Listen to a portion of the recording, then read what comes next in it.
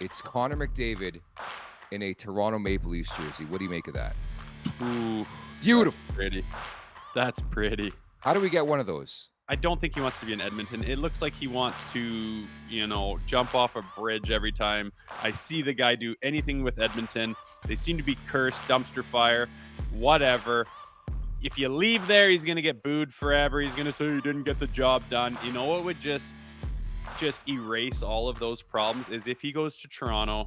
Is John Klingberg headed to Robidoux Island? It has that feel where it's like he played that game again. What was it, against Vancouver? But then like you go to Sweden, he doesn't play. Honestly, I thought the terminology was important when everybody around that situation was talking about how this is something that's plagued him his entire career. I think you can use sort of that moving forward when it comes to LTIR. Connor Timmins is coming off, you would think, in the next 1 to 2 weeks.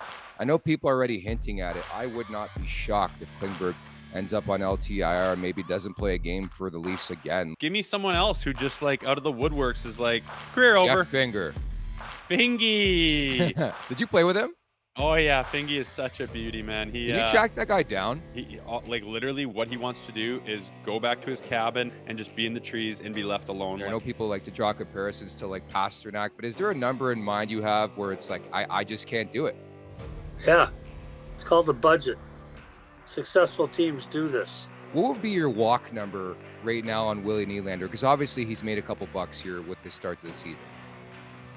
Yeah, I think anything over 11. Yeah. I just couldn't do it. Never let a star player walk for free, and that's the conundrum that they're in, because you can't win without William Nylander in the playoffs. But how do you let a guy walk for free? What's your read on the start to the year for this Maple Leafs team? I think the basic issues have not changed as far as they've had too much money tied up in four forwards. They still do. Willie Nylander's making it even harder on them to keep that group together.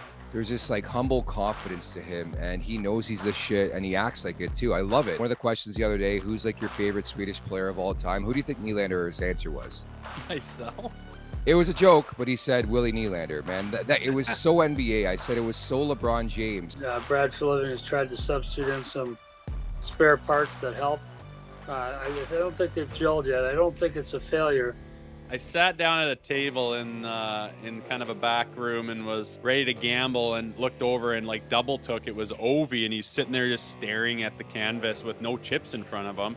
And I was out of my mind, and I was like, "Ovi, what's up, buddy?" And he's just like, "Shut the fuck up." And I was just like, "Okay, relax, buddy." And then something turned into he wanted me out of there.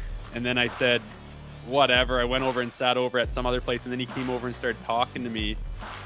And then I just didn't kiss his ass. I just chirped him and said, "Fuck you. Like, I don't think you're God. I don't care who you are." And then he kind of smacked me in the back of the head as he walked away. And my buddy was like, "I thought you were going to come unhinged." And I was like, "No, I'm not going to get a wrestling match with Ovechkin."